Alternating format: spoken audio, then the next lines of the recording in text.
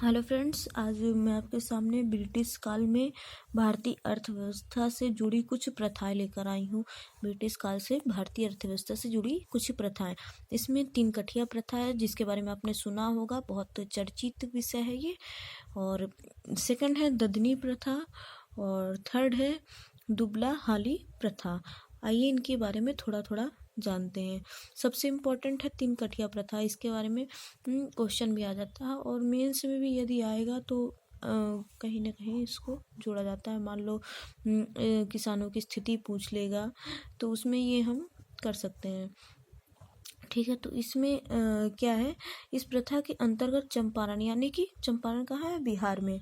ठीक है, इसमें किसानों को अंग्रेज बागान मालिकों के अनुबंध, इन्होंने क्या किया कि जो मतलब जमीन होती थी, मतलब जो किसानों की जमीन होती थी उसमें 3/20 भाग पर नील की खेती अनिवार्य कर दिया गया। सबसे इम्पोर्टेंट क्या है, अनिवार्य कर दिया गया था।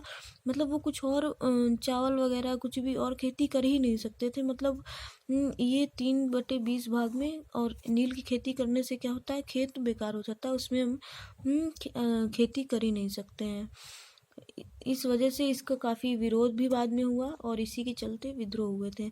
अगला हम देखते हैं ददनी प्रथा। ददनी प्रथा में क्या है, आपने सुना होगा किसी को पेशगी या कि दिया जाना, वैसा है। तो इसमें देखते हैं ब्रिटिश व्यापारी भारतीय उत्पादकों, कारीगरों एवं शिल्पियों को एक मामूली सी रकम अग्रिम या पेशगी आपने सुना होगा, ठीक है, देकर कारनामा लिखा लेते थे। मतलब ये क्या होता है, कारनामा एक पत्र पर लिखा लेते थे, ठीक है। और उसी के अनुसार क्या करते थे, जो बाजार, ये कारनामा लिखवा लेते थे, लेकिन होता क्या था, जो बाजार में भाव मतलब चलते थे, उससे ये दाम जो लिखवाते थे ये लोग, उससे बहुत कम होता था, जिससे मतलब किसानों को काफ़ी नुकसान होता था। अगला देखते हैं दुबला हाली प्रथा। दुबला हाली प्रथा क्या, भारत के पश्चिमी क्षेत्रों यानी कि मुख्यतः सूरत में ये प्रचलित थी। ये प्रथा कहाँ प्रचलित थी, सूरत में प्रचलित थी।